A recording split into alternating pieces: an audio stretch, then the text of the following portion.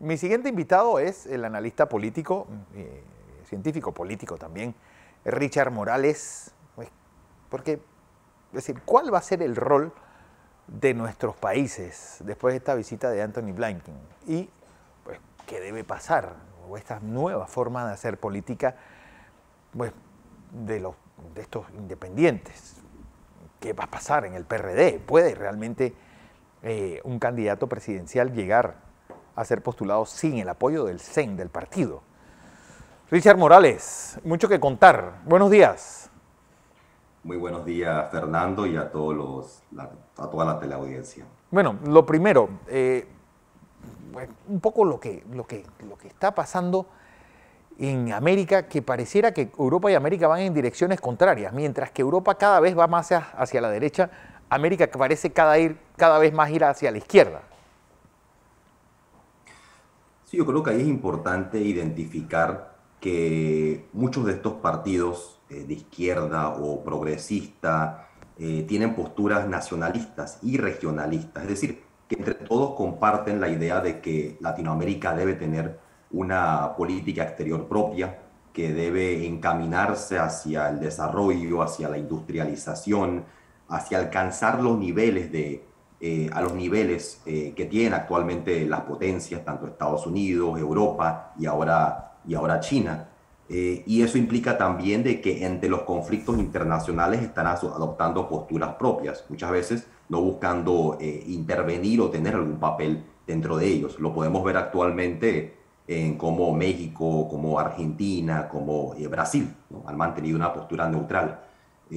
Así que Latinoamérica está tratando de definir su camino, y en la medida que hay una victoria de Lula en Brasil, una victoria de Petro en Colombia, eso pudiera aunar hacia ese proceso y también permitir a América Latina retomar su proceso de integración. La integración latinoamericana es fundamental tanto para el desarrollo panameño como para el desarrollo latinoamericano. Si no estamos unidos como un bloque fuerte ante los cambios que se están dando en el mundo, donde vamos a ver nuevas potencias, donde vamos a ver un mundo multipolar, los países que no generen algún tipo de sinergia, algún tipo de complementariedad y cooperación entre sí, van a quedar rezagados, y por eso es tan importante la integración, y ahí Panamá puede cumplir un papel importante como papel anfictiónico. Tenemos esos antecedentes de país que puede ayudar a unir, a articular, a generar mayor solidaridad, y es importante que retomemos ese papel, y eso es una tarea que le corresponde a nuestros gobiernos. Pero hay algo que uno siempre tiene que tomar en cuenta. Para que esto funcione tiene que haber una locomotora.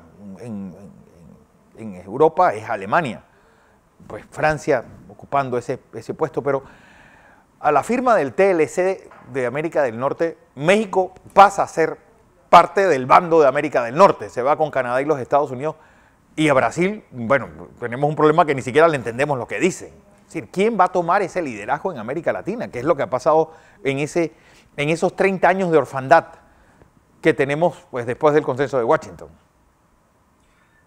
Sí, ahí está el principal desafío. Si uno escucha los proyectos que plantean candidatos como Petro y que han planteado en el pasado figuras como Correa, implican la importancia de la industrialización y del desarrollo de la ciencia y la tecnología para que lo podamos aplicar a la producción. El problema es que nuestros países nacieron mirando hacia afuera, como exportadores de materias primas, de recursos naturales, de distintos alimentos, y en la medida que miramos hacia afuera no nos hemos mirado a nosotros mismos para complementarnos en nuestros procesos productivos. Así que ese papel necesariamente lo van a tener que asumir las economías más grandes de América Latina. Estamos hablando de Brasil inevitablemente, de Colombia, de Argentina, de México también, pero como bien indicas, México es un país que mira más hacia el norte. Ahora, otro factor clave ahí, y todo eso nos indica la importancia de la integración para que esa industrialización se pueda llevar a cabo, es que también Latinoamérica tiene que poder mantener la libertad de entablar relaciones de comercio y cooperación con todos los países alrededor del mundo. Y eso implica las relaciones con China también. Claro. No se puede mantener esta presión que impide a Panamá entablar relaciones de mutuo beneficio con China, al igual que las ha tenido y debe seguir teniendo con Estados Unidos. Pero lo importante aquí es que podamos desarrollar una política propia que permita que emerjan estos distintos motores industriales. Panamá no va a ser la potencia industrial de América Latina, sin lugar a dudas, pero puede ser un eslabón importante para permitir que se desarrolle eso. Y por eso es importante que en la medida que están llegando estos gobiernos, llamémosle progresistas, llamémosle desarrollistas o de izquierda, que están llegando al poder, que se retome ese proceso de integración. Y la clave no es la integración política, es la integración económica, que es la base para que se pueda asegurar la integración política. De lo contrario, la integración se vuelve una serie de foros interminables entre presidentes Sí. que no tienen ningún contenido real. Pero yo ayer comentaba un artículo de Miguel Ángel Quintanilla, un filósofo español, que hablaba que por primera vez el Estado y el mercado se pusieron de acuerdo. Pareciera que en la política ya no hay esa diferencia de izquierda y derecha, porque pareciera que ambos van en la misma dirección. Hoy nos estamos enfrentando a estados sobredimensionados, pero sobreendeudados, pues dejándole mucho espacio al capital para que funcione, cosa que pareciera no funcionar en América Latina, donde pues todavía sigue esa disputa pues de soluciones a través del mercado o soluciones a través del Estado, pues donde pareciera que tuviéramos en una vida posguerra, preguerra fría. Sí, uno pudiera decir que ese problema se debe a que la mayoría de nuestras economías siguen atrapadas en los mismos esquemas o los mismos modelos. Es decir, seguimos siendo en su mayoría países que dependen de la exportación de algún tipo de materia prima, sea Sí. gas, sea petróleo, sea algún tipo de mineral o sean determinados alimentos, ¿no? Banano, soya, etcétera, ¿no? Arroz, maíz. Y en la medida que somos países que se dedican a esto, en el caso de Panamá, a la exportación de servicios, por así decir, y que la política se vuelve la pugna por la apropiación de la renta que eso genera. Es decir, la política latinoamericana se ha reducido a eso. Y eso ha impedido que nuestros países logren, eso y entre otros motivos, ha impedido que se generen verdaderamente una lógica superadora. Así que la importancia de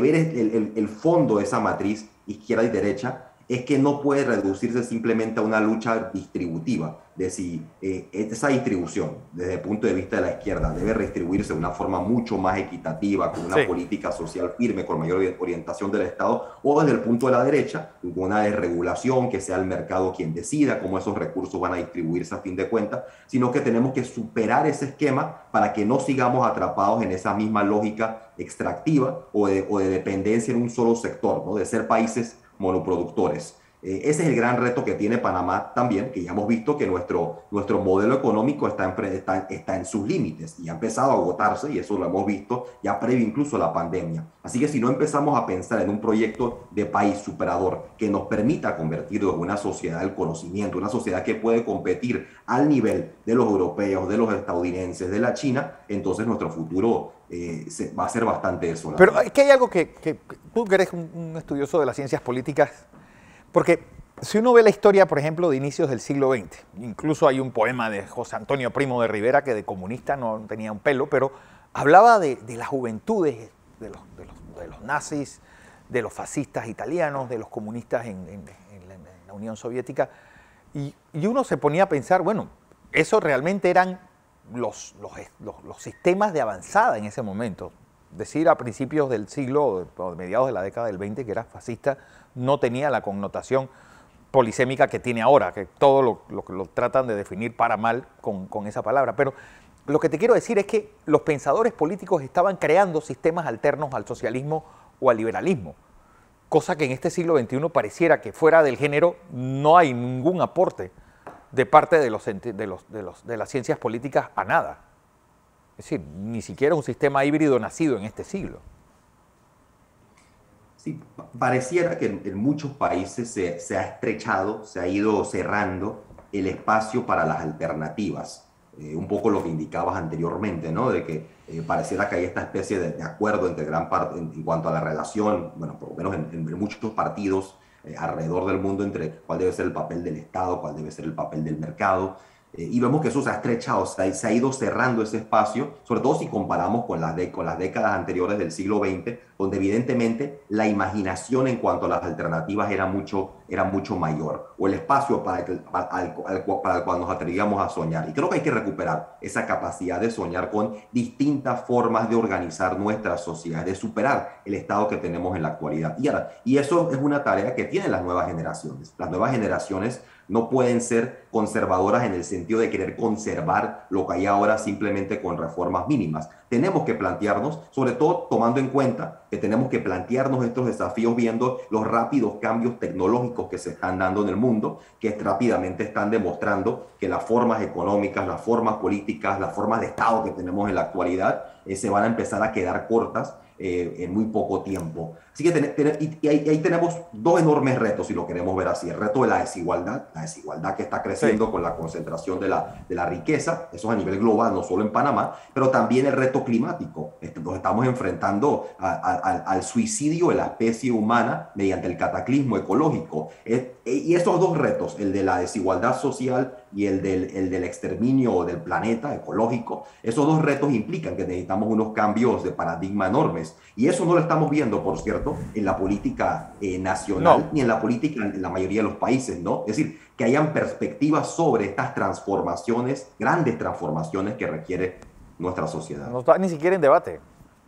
Porque al mundo nacido post-pandemia, y después de esta guerra de Ucrania, pase lo que pase, pues, ¿cómo deben ser los sistemas políticos nacidos de todo esto? Las grandes catástrofes siempre andan, pues, nos revuelven la baraja y hay que buscarle, pues, una nueva estrategia al juego.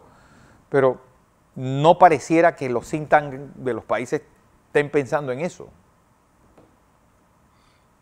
No, pareciera que están pensando en un mundo donde la competencia se va a agudizar y se va a volver un mundo de la supervivencia del más fuerte. Un mundo dividido en bloques y donde cada bloque va a intentar asegurar sus intereses por encima de los del resto de los países. Incluso ante la crisis ambiental, así lo van a ver, así lo están viendo, ¿no? ¿De qué manera vamos a poder asegurar los recursos naturales necesarios y recursos minerales y demás para que nuestras economías mantengan primacía por encima de las otras, ¿no? O sea, no están viendo el panorama de que tenemos problemas planetarios que requieren soluciones planetarias. Pero ¿cuáles son algunas de las claves, digamos, para esos cambios? Claves que nos pueden ayudar en Panamá también, para los proyectos políticos en Panamá. Requerimos una democracia que sea más participativa, que involucre a la gente en la solución de los problemas, que involucre al pueblo, que involucre a la clase trabajadora en la solución de esos problemas. Requerimos mayor, inevitablemente, planificación. No podemos seguir utilizando de manera depredadora los recursos que tenemos. No podemos seguir destruyendo de manera caótica nuestro medio ambiente. Tenemos que poder planificar de una forma. Pero la pregunta, Richard, es que pareciera un oxímoron esto, pero es decir, estamos dispuestos a defender el planeta, pero recordemos que ¿a qué costo? Es decir, estamos dispuestos a pagar más por la luz, estamos dispuestos a pagar más por muchos aspectos en pos de la no depredación del planeta. Y ese es uno de los grandes retos que hay actualmente. Sí, y ese es uno de los retos, tanto a lo interno de cada país como en el mundo, porque el reto es que el costo de esa transición energética y de esas distintas medidas para adaptarnos, para mitigar las consecuencias del cambio climático, que esa transición no la termine pagando los pobres, los pueblos y los países pobres y subdesarrollados también. Que ese costo lo paguen principalmente quienes más han contribuido y provocado en primer lugar esa situación, ¿no? Los países ya desarrollados, que ya contaminaron, que ya han generado la situación que tenemos en la actualidad, y dentro de esos países y en general las clases más ricas, ¿no? Que son quienes en general generan un mayor nivel de contaminación, ¿no? Así que, en cierta forma, por eso tenemos que plantearnos esta idea de democracia y esta idea de empezar a planificar en común qué medidas podemos tomar, asegurando que esas soluciones sean lo más equitativas posible, que el peso no recaiga sobre los débiles, porque entonces lo que va a suceder es que vas a empezar a tener protestas desde los sectores a los que se le está pagando, se le está pidiendo pagar el costo de lo que han hecho otros, ¿no? A la larga, el sistema político panameño está hecho para que funcione a través de los partidos.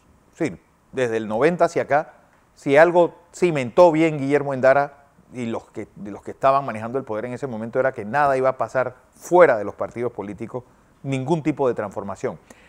Y por eso me interesa saber tu opinión de este movimiento Vamos, un movimiento excluyente. Es decir, nadie con más de 35 años puede estar. dice que va a ser un movimiento y no un partido político. Piensan postular sobre todo alcaldes y diputados. Sí, ¿cuál es tu visión de esto?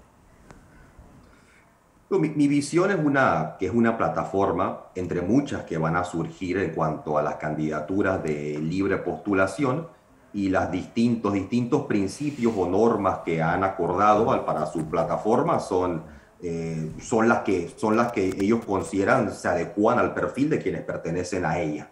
Y así va a ser con las demás plataformas, ¿no? En la medida estas plataformas no están reguladas estrictamente por el Tribunal Electoral, ¿no? En la medida que las normas en los partidos sí tienen que cumplir con determinados estándares de la ley, ¿no? Pero yo creo que el fondo de la discusión, más allá de cuáles son los principios o las normas para poder pertenecer a esa o cualquier otra plataforma que surja, creo que el problema de fondo son las posiciones que vayan a asumir ante los problemas nacionales. Y eso es lo que me interesa conocer más a fondo. ¿Cuál va a ser su posición de esa o cualquier otra plataforma respecto al seguro social? ¿Van a luchar por un seguro social solidario donde se le asegure el derecho a la pensión a todos los panameños, o van a estar a favor de la privatización del seguro social y que se especule con las pensiones? ¿Van a estar dispuestos a declararse a favor de un país libre de minería metálica a cielo abierto? ¿Van a estar a favor de que se declare el derecho al agua como un derecho humano fundamental? Es decir, hay esta serie de temas. Oye, en cuanto a la política internacional de la que empezamos hablando, ¿cuál va a ser la postura de esa plataforma, de las demás plataformas y de los candidatos respecto a las relaciones internacionales? No se puede pensar a Panamá sin su relación con el mundo, Con el mundo, claro. Con Estados Unidos, con China, con Europa, y lo que necesitamos saber es eso. Tiene que haber contenido, tiene que haber definición en la política. La política no puede ser indefinida, porque cuando es indefinida es sobre las puertas a que de manera discrecional cambien las posturas a conveniencia. Y eso sería lo que yo creo que es lo fundamental ante ellos o cualquier otra plataforma o movimiento de independientes. Y una vez sabemos las posiciones políticas, ahí sabemos entonces a dónde hay puntos en común y a dónde hay puntos de desacuerdo. Hay algo que me llama la atención, Richard, y es la figura de Vladimir Putin. Tiene ese encanto tanto hacia la extrema derecha como hacia la extrema izquierda. Y me da, o sea, siempre me ha llamado la atención que los partidos de extrema izquierda estén defendiendo a Putin cuando lo más lejos de un partido de izquierda es lo que hace el señor Putin en Rusia. Pues, más cerca pues, de un mercantilismo o de un fascismo que de un partido comunista. Sí, Putin, sin lugar a dudas, no es de izquierda, no es socialista. Eso es claro tanto en su política nacional, la forma como se ha ido desarrollando la economía rusa, como en su relación con partidos dentro de Europa, ¿no? Y uno ve que ha habido una gran simpatía o relación con figuras como Le Pen, por ejemplo, ¿no? Pero creo que cuando algunos de la izquierda tratan de analizar las situaciones, lo que se están enfocando sobre todo es menos en un sentido de identidad con Putin que con el tipo de mundo al que se espera llegar, que es esta idea de poder llegar hacia un mundo multipolar, donde hayan múltiples polos de desarrollo y donde cada uno se le permita desarrollarse libremente, ¿no? Yo plantearía una posición parecida, digamos, con otros países en el Medio Oriente, en el propio América Latina, donde uno no necesariamente está de acuerdo con la política de ese país o los planteamientos del mandatario, pero muchos lo están analizando desde forma geopolítica, ¿no? Es decir, Sí. hacia qué tipo de mundo nos estamos encaminando. Pero sí, no hay que cometer el error de romantizar a ningún dirigente de estos distintos países, sino tener claro qué son y qué representan. Así es, Richard Morales, docente universitario y analista político, estudioso de las ciencias políticas. Gracias.